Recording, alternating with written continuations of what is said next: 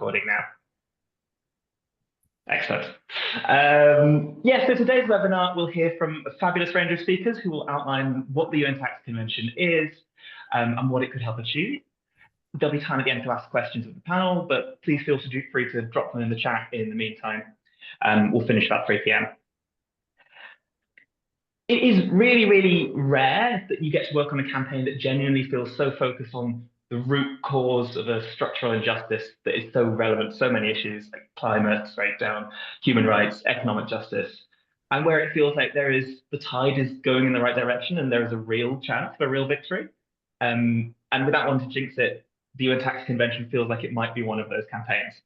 Historically, global rules on tax have been written by a really small group of the richest countries, excluding the voices of most of those in the global south. And this system is broken. Inequality is skyrocketing.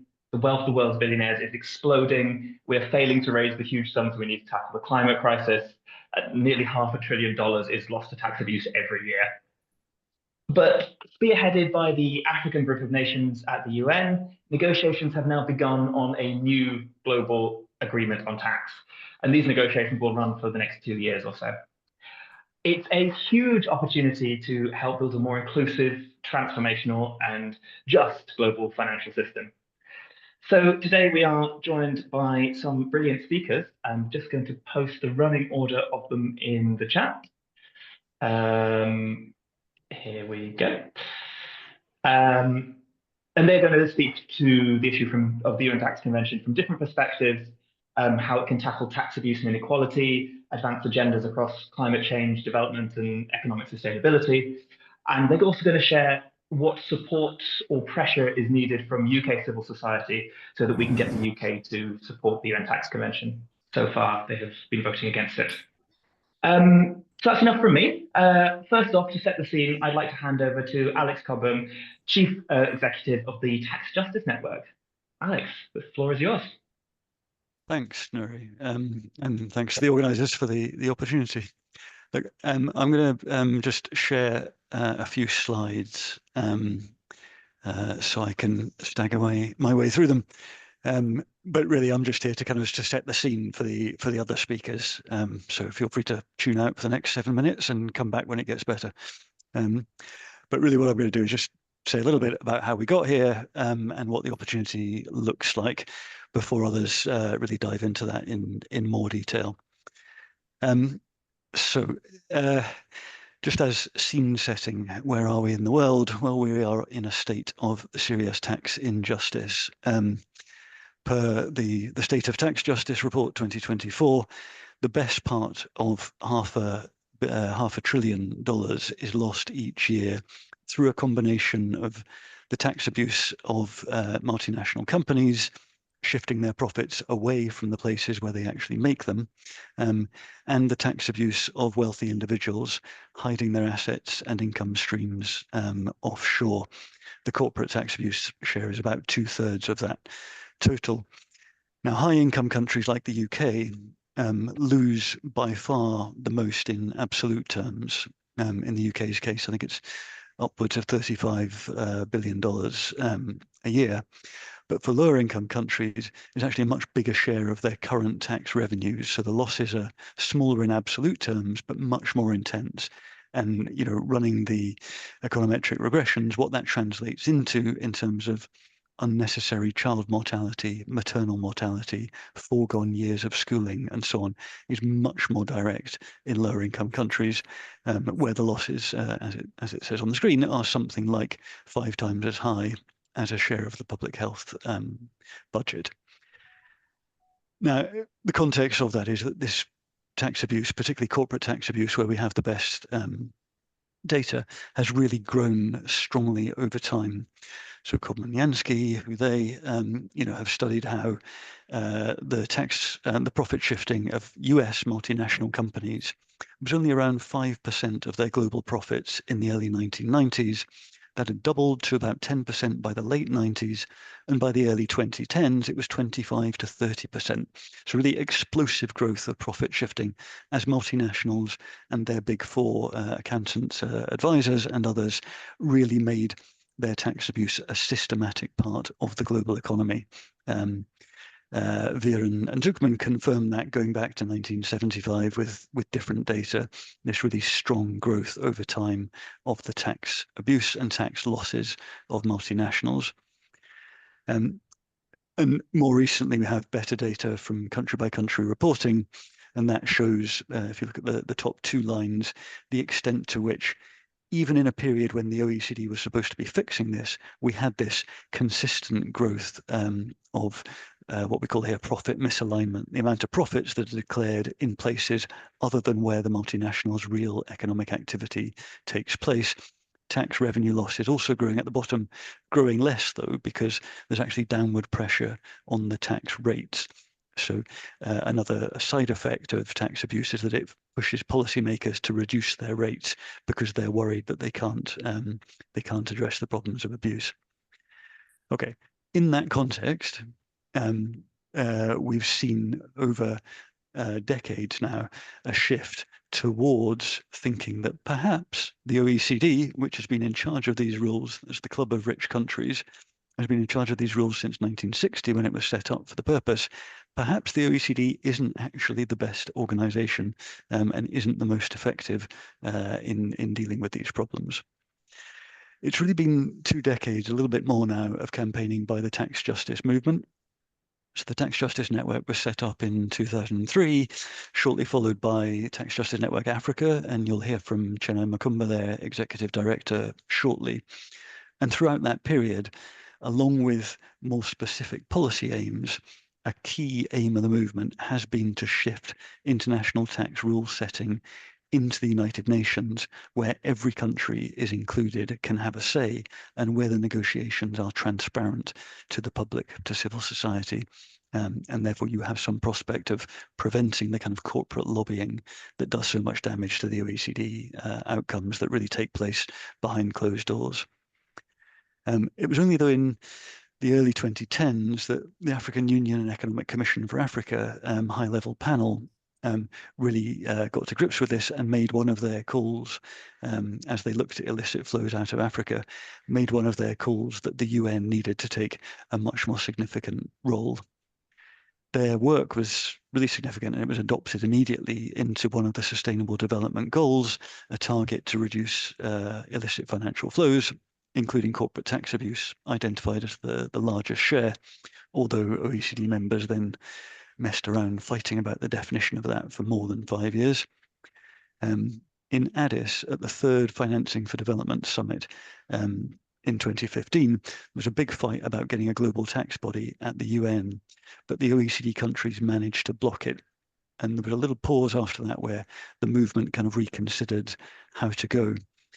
But really committed Tax Justice Network and the Global Alliance for Tax Justice, which is the umbrella body for mass mobilization organizations all around the world on this, recommitted in 2017, particularly to the idea of pursuing a UN tax convention. And 5 years later, the Economic Commission for Africa's meeting of finance ministers called for the UN to develop just such a tax convention. And that's when things really started to move. That was followed by the Africa Group bringing forward a resolution at the General Assembly in 2022, which saw consensus. No country in the world voted against that. And that's the first time we've had that on a tax issue. And it's because of the context I've mentioned. Even OECD countries could see how much they were losing because of the failure of tax rule setting at the OECD. And they finally became more open to what the G77 group had also been calling for 20 years, which was a UN alternative. A further resolution in 2023 moved that further forward, with agreement that they would negotiate terms of reference in 2024, and now at the end of last year, agreement to go into the formal negotiations that have just begun. So what we have now is this opportunity, which I will spend just one more minute on and let others talk about the detail, where over the next 3 years, we'll see these negotiations take place, a framework convention And the critical point about it being a framework convention is that it creates a framework body, as we have with the UNFCCC on climate change. So it's not just the decisions that we get in this legal instrument being negotiated now, it's also the creation of a body, in fact, a set of bodies that will do more work on this in the future, that can negotiate further changes to the rules. Let me not dwell on this, but I do recommend you, if you're interested, have a look at paragraph 13 and paragraph 10 of the terms of reference, which really contains all of the key points that we'll be looking for in the negotiations. 13 has the architecture. That should include a secretariat for the convention, regular conferences of the parties, a technical body to create proposals and review them, a centre for monitoring taxing rights or something on those lines to do the quantitative analysis and hold all of the data and do the evaluation of proposals, and dispute settlement mechanisms. The commitments are very wide ranging. Again, I'm going to skip past this, but do have a look if you have time. Particularly, it should give us everything that we've sought as a movement on transparency: automatic information exchange, beneficial ownership transparency, country-by-country reporting by multinationals, all of the data that countries need to deliver effective taxation, including a global asset registry to support the taxation of wealth, including offshore. Substantive rule changes that could be delivered either in the convention or subsequently by the framework body would include a shift to unitary taxation. That's to make sure that multinationals are required to declare profits and pay tax in the same place that they have their real economic activity, and the kind of international cooperation that you'd need to support better and more widespread wealth taxation. Lastly, we have a couple of early protocols being negotiated alongside the main convention text. So again, by 2027, on taxing cross-border services, which can include digitalized services, and dispute prevention, which is kind of widely recognized as a key bit of the architecture. Last thing to say is that we have a group of blockers, and those of you joining from the UK are from one of what has been the biggest, one of the biggest blockers. This set of countries, 8 countries responsible for about 8% of the world's population, but more than 40% of global tax losses, have tried to obstruct this at every step of the way. The only time that that's broken apart is in the session, the organizational session that finished last week. And that's why we have significant cause for optimism now. What we see are countries having to make a choice. They can stay with the United States, which has already withdrawn and said it will fight this every step of the way. But at the same time, of course, the United States is threatening the taxing rights, the tax sovereignty of every other country, including the UK, including the European Union. So are they going to stay with Trump for 4 years, giving up their rights, giving up their revenues, your revenues? Or will they participate in these global negotiations? These are questions for the European Union in particular, which we've already seen split, with many members now taking a more positive position. For CANs, that's Canada, New Zealand, and Australia. For Japan and South Korea, Japan has edged towards the US in this. The others really haven't taken clear positions, but they're still at the table. And finally, the UK. Is this the moment that the UK goes from being effectively the biggest single bad actor in terms of the global tax losses that it imposes on the rest of the world and becomes some kind of a leader?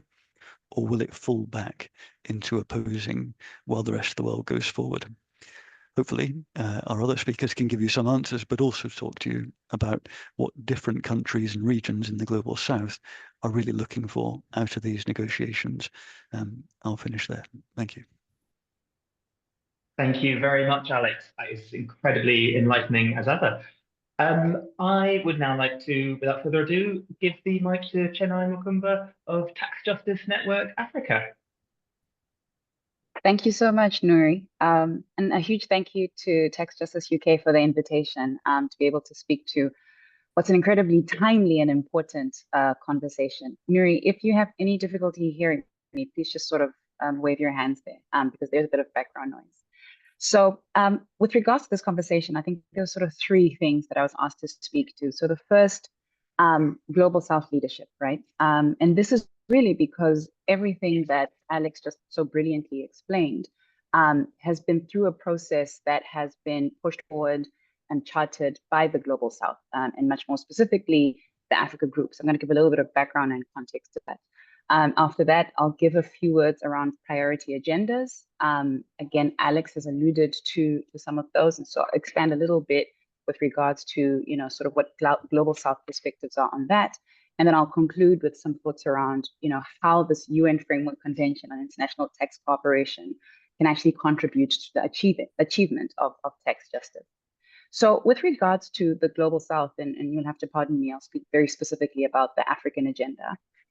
This issue really came to the fore in sort of the 2010s.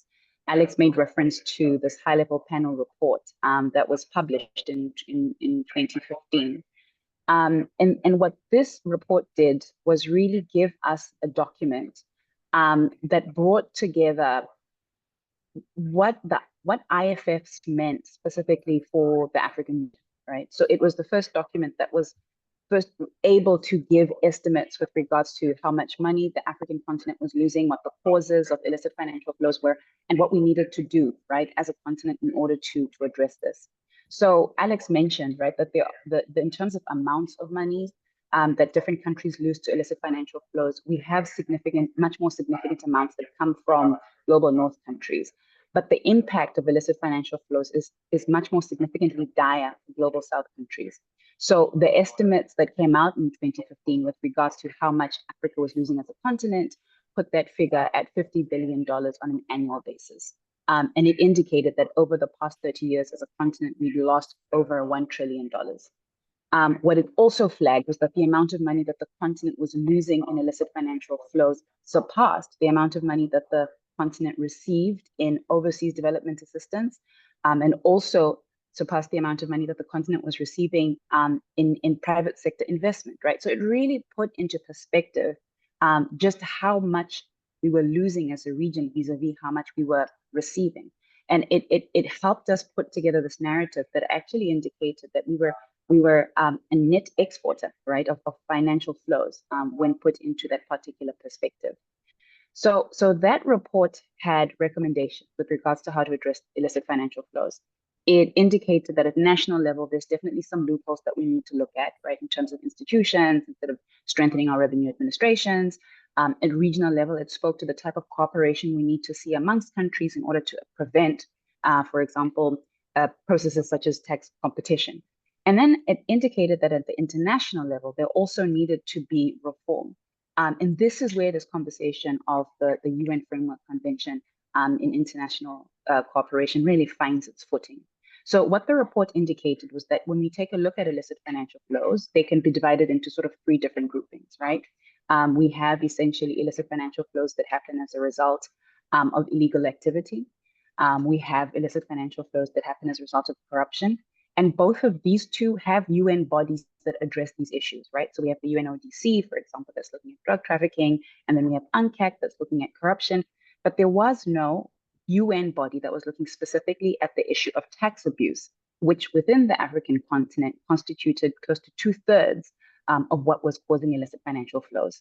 And it was this that really sort of underpins the work that the Africa Group decided to champion at the United Nations.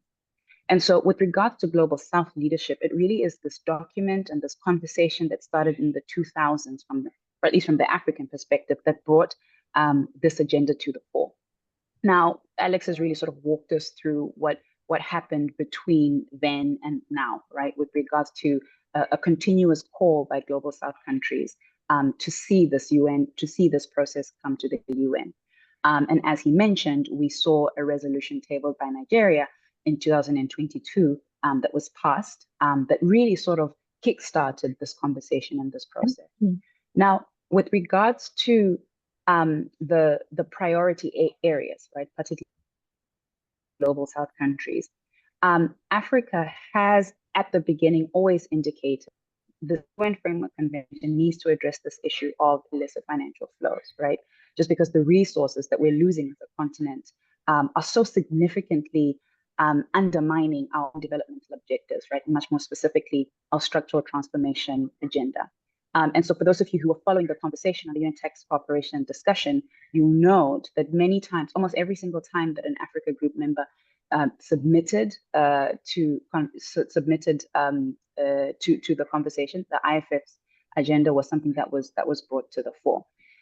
In addition to that, there were a number of other items that the Africa Group really flagged as important priority areas, agenda items for this UN Framework Convention. The first was this point around inclusivity. Alex mentioned that right now we have the OECD that's really at the center of decision making at the present moment.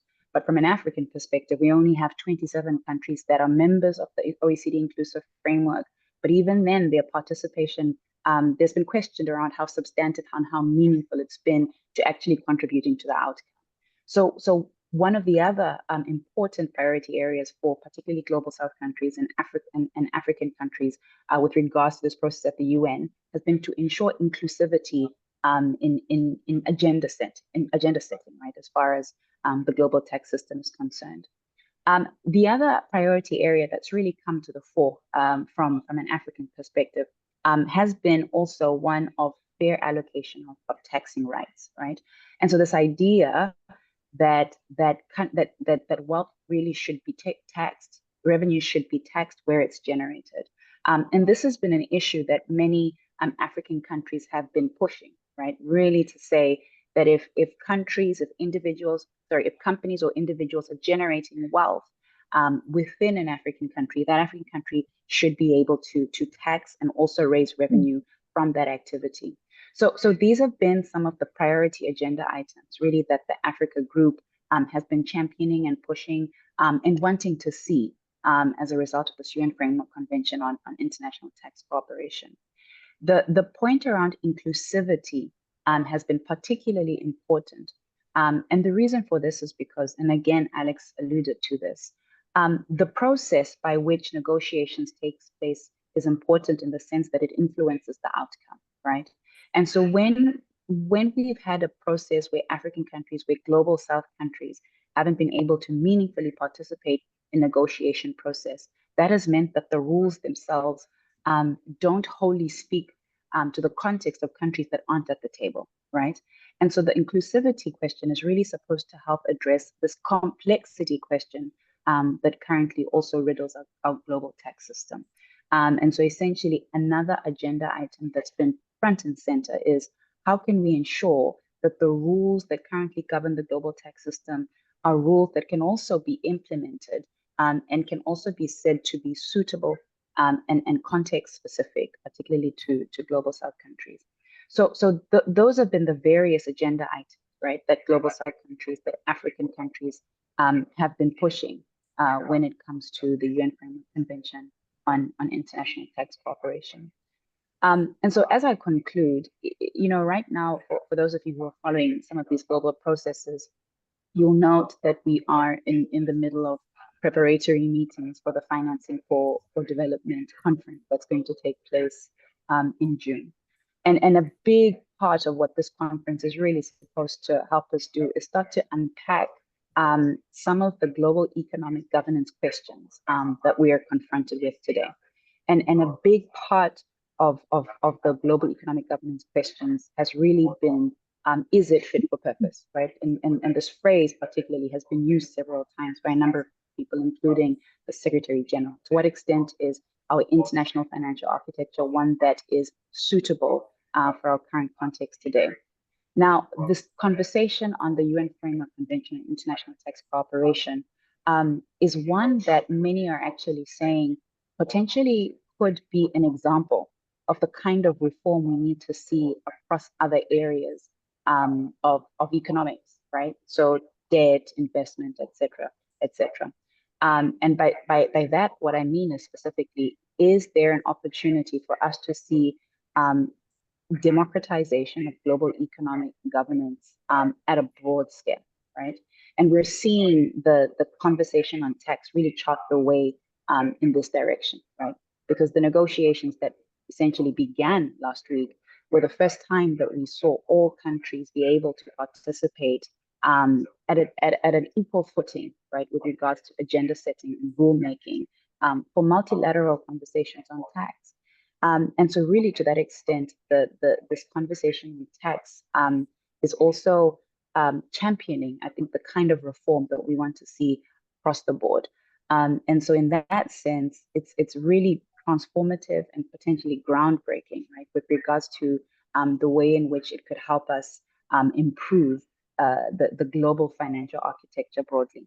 And I think for us, what's particularly interesting, and I think something that we find particularly inspiring, is that we're seeing this change, to go back to my first point, being championed by the Global South, right?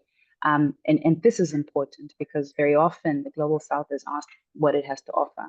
And I think this kind of change that's being shown, particularly through this tax justice conversation, is really one that I think can help to channel us to a multilateral agenda that truly is inclusive and works in the interests of everyone.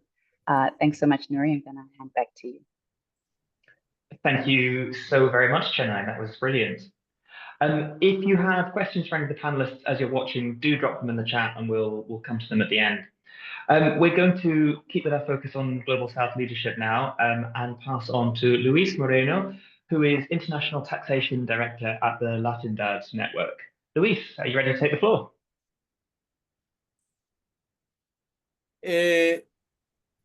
Thank you very much, Jake. Can you hear me? It's okay? We can hear you perfectly, yes. Okay, thank you very much. And thank you to Tax Justice UK for the invitation to participate in this very relevant webinar. I will try to share in summary some of priority elements of the agenda in Latin America in terms of taxation.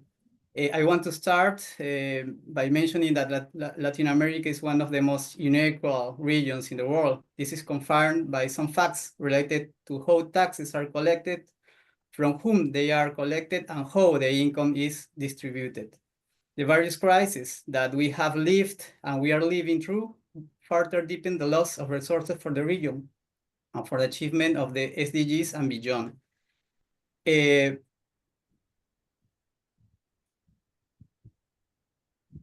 Okay. In this first slide, as you see, LAC countries are characterized by low and poor tax collection.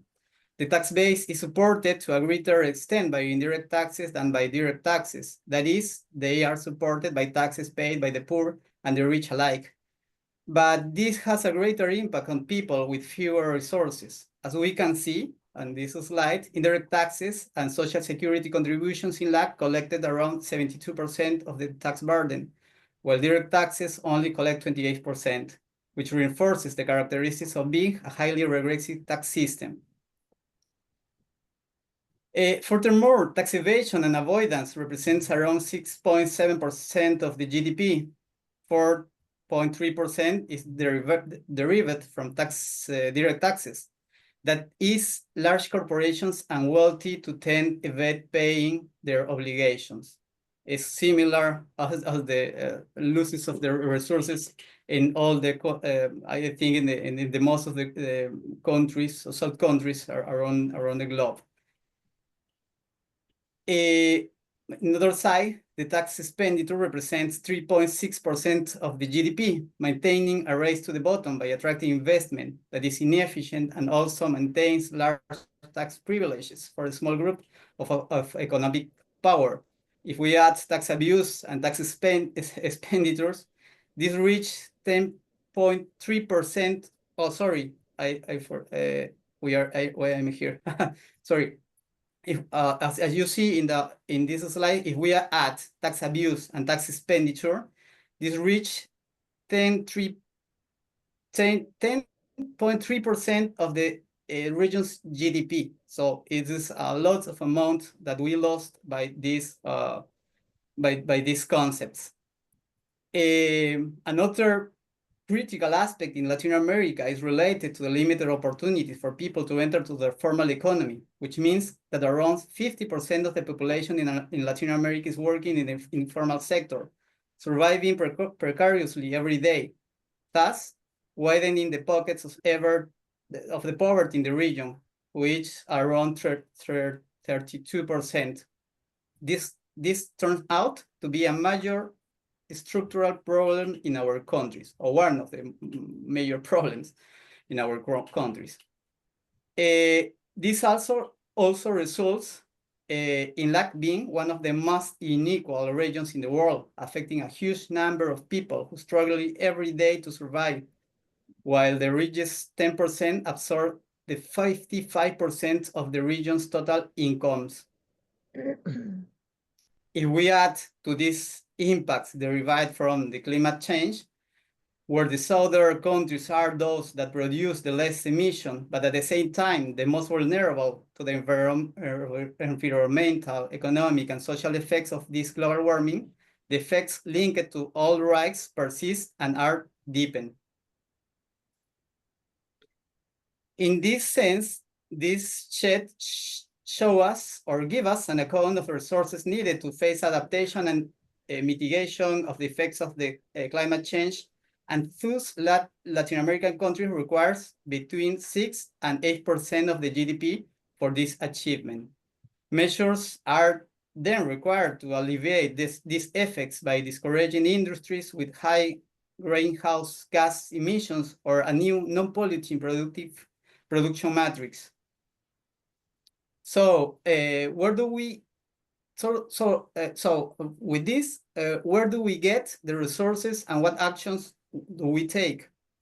As was mentioned above with the greater presentations of Chenai and Alex, the process of establishing the UN Framework Convention on Taxation has been fundamental in beginning to cement important changes in the functioning of the international tax system, which is currently broken and obsolete. The participation of the countries of the South, where their demands are addressed on equal terms or in equal footing, and where significant resources can be recovered for the financing of public policies and the fulfillment of the rights, is one of the key objectives of this work. In this context, also LACS has not been immune to this process either, and has also managed to establish the LAC tax platform, which is serving to some extent to find working positions and joint research on issues that are critical for the region. Although it is important to know that this is a not binding process. Also in this context, for example, the work between the PTLAC, Brazil during the last year during the G20 presidency, elaborated a proposal to tax the billionaires, a proposal that was supported by the members of countries of the PTLAC between the G20. But as we know recently, it was not established as one of the early protocols between the UN tax convention. But anyway, it should be stressed that the progressive taxation of wealth is crucial in this process, and not only the taxation of a small group of billionaires, but of all the wealth tax can be taxed progressively, and that can contribute substantially.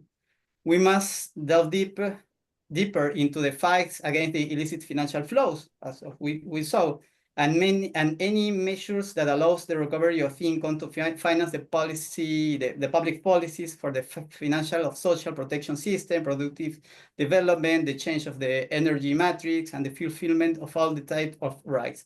This is a work that also we in the region we are working and promoting and articulated also in the global south, with, for example, the constituencies of GATT that has been prioritizing and also articulating at the regional or global level. So this is a work that we will still mobilizing, and these are some very brief characteristics of our systems and the main priorities that the Latin America countries are mobilizing in this context. Thank you. Thank you very much, Luis. That was really, really useful. I'm now going to hand over to Sandra Martinsone from Bond, who's Policy and Advocacy Manager there, to tell us a little bit about the UK international development sector perspective on this. Sandra, over to you. Hello, everyone. So yeah, I'll be really brief, but mostly I will focus on three things. So first of all, why ING sector in first place needs to really care about this agenda. Secondly, is why UK needs to really change its position, and thirdly, what we have done so far to make some change when it comes to UK's position on this.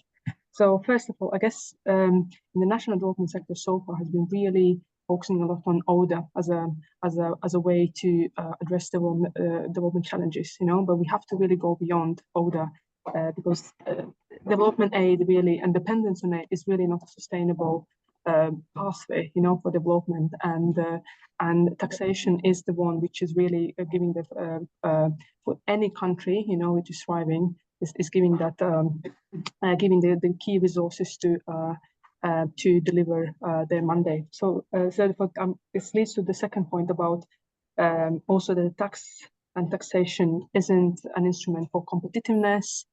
It's really, as I like to call it sometimes, is a currency of a social contract between the society, government, and also markets. And this enables then the government to deliver on the human rights in the broadest meaning. And thirdly, so that leads as well to the critical public goods. Again, any thriving society, global north and global south, depend on taxation to deliver on key public goods and key kind of foundations for thriving economy and society. And just as an example as well, in the UK, government spends around 50% of its budget, government spending on education, health, and social protection. Many African countries can only dream about that kind of ability, even as a share of government spending, not talking even about absolute numbers. This is usually around 3 or so times less. So we have to also, especially when we also talk about development and economic development, I think there's this undermining of the role of public sector, public goods in creating really good foundations for a thriving society. So next one is really about how we are essentially, I think, what can frame to the UK government why it needs to really change its position, as Alex presentation obviously outlined. UK is one of the countries which is so far been kind of opposing, but still obviously staying in the process. Besides, obviously, the fact that UK also can generate loads of many billions of money as a result of the more kind of global tax rules, there are 4, I would say, kind of key reasons for why UK has to support this initiative. And so, first of all, it's really about restoring its own reputation.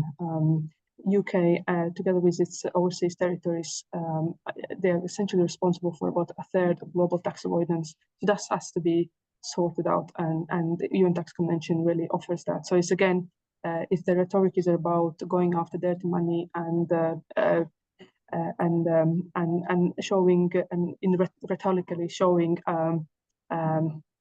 support for tidying up things, then this is one way to do. So secondly, is also about turning words to action. Really, it's about what kind of promises have we made and what we're doing. And again, we can go back to even the Tory government times when really we can hear lots of strong and quite straightforward commitments to fairer tax system and so forth. So again, this is a chance to do exactly that.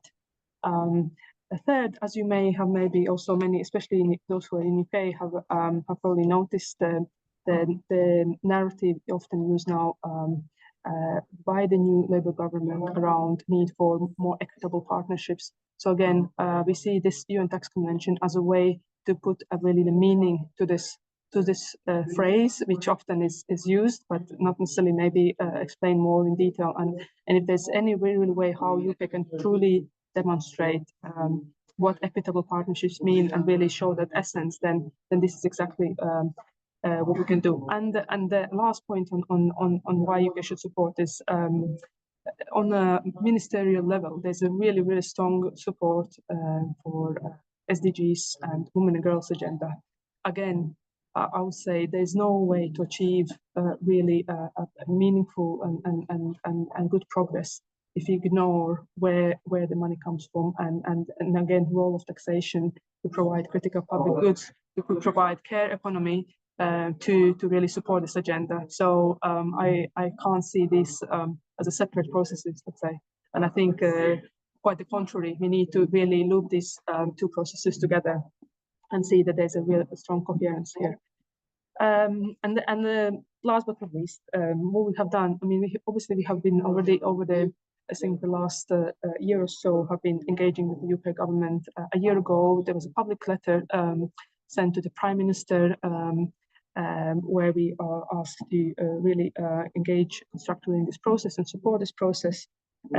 This support for UN Tax Convention also was as a sector, so bonds election manifesto ahead of the elections, again, which was endorsed by our membership, which is about 360 plus members.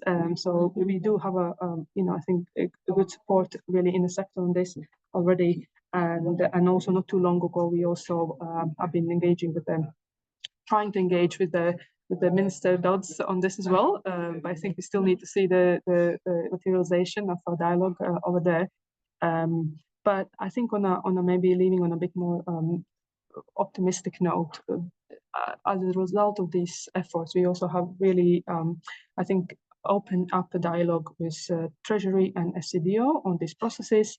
We don't agree on things fully, but I think the fact that we have that open space and willingness on both sides to engage and understand the perspectives and positions and how things are progressing, I think offers us that space to engage and influence the process and making sure that the UK participates in this process in the most supportive way. I'll stop here. Also, I think we have still a few speakers before we end. Thank you so much. Thank you very much, Sandra. We're now going to go to Fran Heathcote, General Secretary of the PCS Union, who's going to give us a trade union perspective on tax justice. Fran, over to you. Thanks so much, Nuri, and thanks for having me along this afternoon. Just to let you know, I am going to have to leave quite soon because I've got another meeting. But I want to start by saying, really, with the government that's saying it will not spend more on day-to-day public services than it brings in via tax revenues. Tax justice is the real workers' rights issue. We have a situation where this government came into power promising to recruit more staff into the HMRC and to provide more resources for that area of work. The 2024 Labour Manifesto promised to, and I quote, begin to close the tax gap and ensure that everybody pays their fair share. And while there has been some early extra recruitment, government departments are now being ordered to find what are euphemistically called efficiency savings.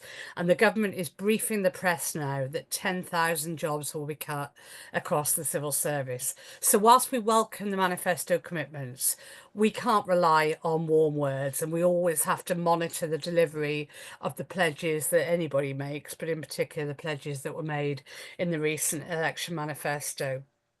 And the pressure that you as campaigners bring to bear on this issue not only helps to clamp down on tax dodging, but it also helps to protect our members' jobs. And I should say that as a trade union, we have always tried to articulate an alternative, so not just say what we don't want to see, but provide a positive alternative. So we started that narrative really around there is an alternative to austerity, and then moved on around welfare reform and social security, developing an alternative narrative around tax justice, and then much more recently around immigration and the position on immigration, which there is no doubt will continue to be political hot potato, for want of a better phrase. But of course, it's not just HMRC workers or public sector workers whose jobs are funded by taxation who benefit from tax justice campaigners, but it's private sector workers as well. We know that too many corporations avoid paying their fair share of tax through income shifting and other measures, and the beneficiaries are not their workers, it's their shareholders, and that's the sort of fundamental fact, really. In fact, it's their members are often reliant on universal credit administered by PCS members in the DWP to top up their wages or help to pay their rent. So the public sector is literally subsidising the cost of low-paying corporations who dodge their taxes. And that is why this is very much an issue for all of us. So the need for massive public investment to reverse austerity and how that might be funded by taxing big corporations and the super rich would be made much easier by a UN tax convention. And so we are really interested in this area. Labour came to power after 14 years of austerity that took a really terrible toll on public services. And we see that legacy all around us, whether that's in terms of NHS waiting lists, the lack of available social care, the backlogs in the courts, universities making huge cuts, councils going bust, a homelessness crisis, and rising poverty. Everybody understands that 14 years of damage could not be undone overnight or even within 6 months. But half a year into a Labour government, and it doesn't seem like we're on the fast track to repair. So when we very first got engagement with the new government, and let's be clear, there is better engagement with this government than there was under the Tories, they were talking very much in terms of quick wins and sort of making moves in the right direction. That narrative has now fundamentally shifted. Labour had refused to increase tax on the highest earners, refused to raise corporation tax, even though we have the lowest rate of corporation tax in the G7, and ruled out a wealth tax.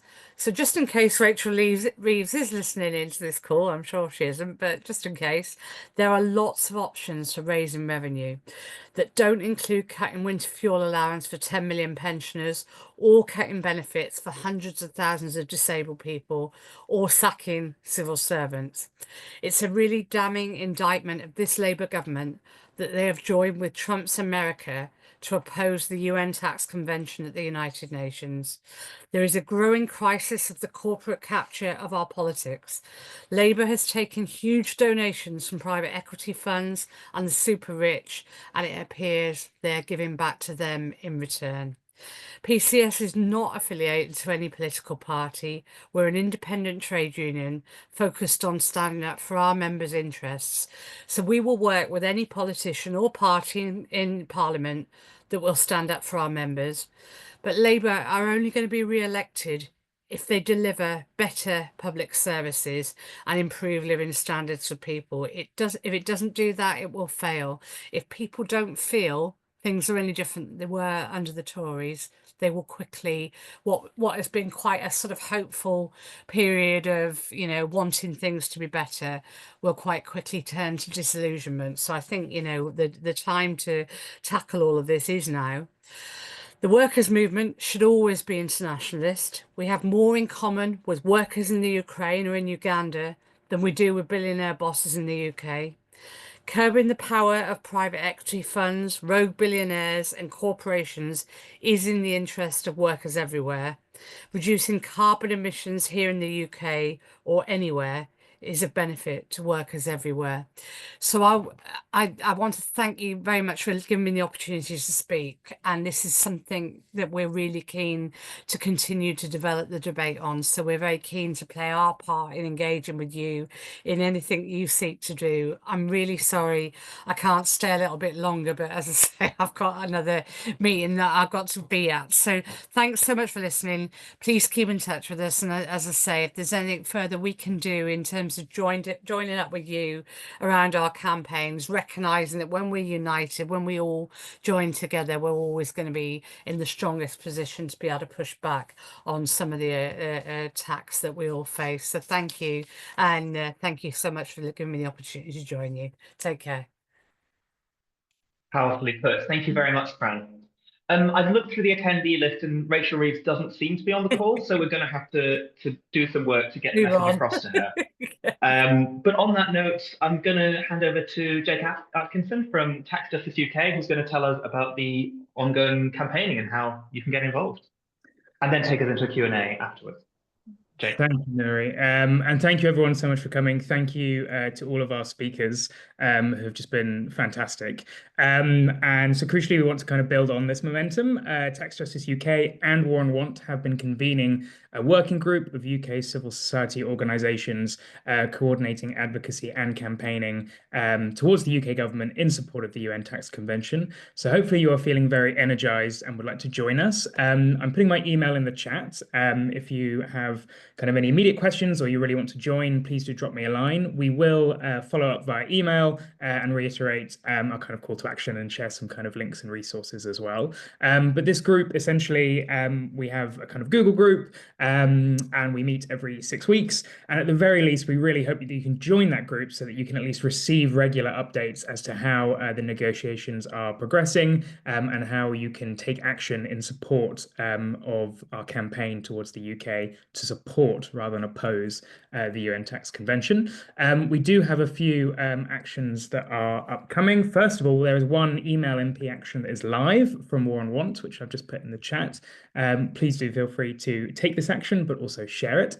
And we also have an upcoming global civil society letter to the UK government, which we co-drafted with Tax Justice Network Africa. And so we'll be putting that out for sign-on very, very soon. And we invite you and any other organizations in your network to sign on. So our next meeting is on the 26th of February, and we'd really welcome, more climate organizations, more development organizations, more economic justice organizations coming in behind this agenda, recognizing how it's been spearheaded and will continue to be led by global South countries, but that us in the UK, in the global North, in high-income nations need to end this monopoly, this stranglehold that rich nations have had on global tax rules, and we have a role to play. So please do drop me a line, but we will also follow up and keep an eye out for those actions that are coming. If you have any questions, we have about 6 minutes left, so please do drop any in the chat or raise your hand and we can come to you. Between Nuri, Fernanda and myself, we can come to you and answer some of those now. But once again, huge thank you to all of you for coming and to our amazing, amazing speakers. Does anyone have any questions?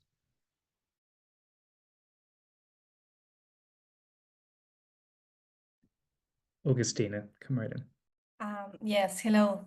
Thank you so much for this session. It's been very informative. I am Agustina. I work at Open Ownership, and we are not like a tax organization, and I haven't been following the negotiations in detail. But I was wondering, and I know it's a bit of a silly question, but just to understand the background, like what are the key reasons why these big 8 blockers push against the negotiations? Is it like typical because they just want to reinforce existing ruling, they have the power within the OECD, and so they don't see the added value on that, or is it something else? Very much part of that. I'm going to open that up to our kind of speakers, if anyone in particular would like to jump in, and then Rudy will come back to you.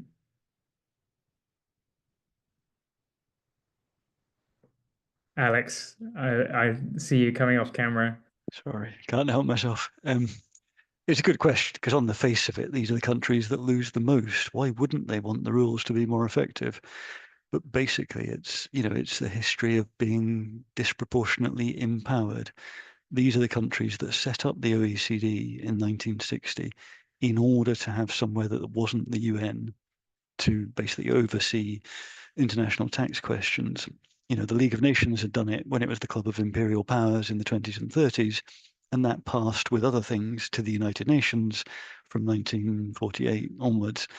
But as the United Nations filled up with newly independent former colonies, the imperial powers didn't like the losing their disproportionate power, and so the OECD was created for that, and it's kind of been in charge ever since. So it feels like like these countries are having to give up power, and so even when you saw a switch in the UK, say from a government at one side of the spectrum to a government at the other, the civil service commitment perhaps to the OECD, because that's how we've always done it, was maintained.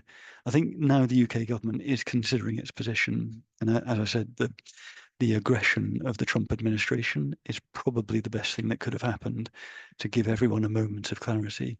There's no cooperation to be had at the OECD. You can submit to Trump, or you can try and work with others to defend your taxing rights. So I think we are seeing that block begin to split, but it's got a way to go, and people have to accept that those old days of them having the power over others really are going. Thank you, Alex. Rudy, would you like to come in? Just noting we have about 2 minutes to end, so quick question and quick Sure. answer. Yeah, thanks. That was a great panel. So it's Rudy from Greenpeace. I was just wondering, in like kind of following up from that, whether there's been any shift in the UK position. Like you were sort of saying they're weighing it up. I don't know, maybe this new government's not really been tested on it yet. And also, apologies if I missed it, but what are the kind of upcoming moments where this is going to be discussed, like in international settings?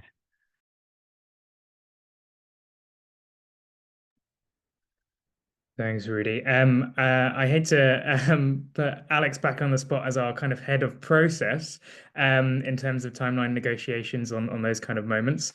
Alex, you quickly want to come in, and then I can come back. Yeah, just quickly, the Bureau, which is 4 member countries from each region, so 20 members, are in the process of agreeing the specific schedule of a set of, basically there will be 3 substantive sessions every year from 25 through to 27. And that's where the convention will be negotiated. It's where we'll see this happen. You then have other moments kind of in the financing for development process that will talk about the convention, but really it's those convention negotiating sessions where, you know, everyone is now watching those blockers and the UK with them to see if they're, you know, they've stayed in the process, but whether they start to take a much more positive approach and look for wins rather than raising problems, I think is the question. Thanks, Alex. And as Sandra spoke to earlier, we have been engaging, making some headway with Treasury and FCDO in particular, but obviously more to be done with the government as a whole, including there's the upcoming Financing for Development conference as well. So there are opportunities outside of UN processes to highlight the need for a strong UN tax convention. Do any of the speakers want to come in the final minute? We appreciate at the top of the hour, people will be having to drop off now, but unless anyone has any final remarks from our speakers, we'll follow up via email. Thank you everyone for attending. Any more?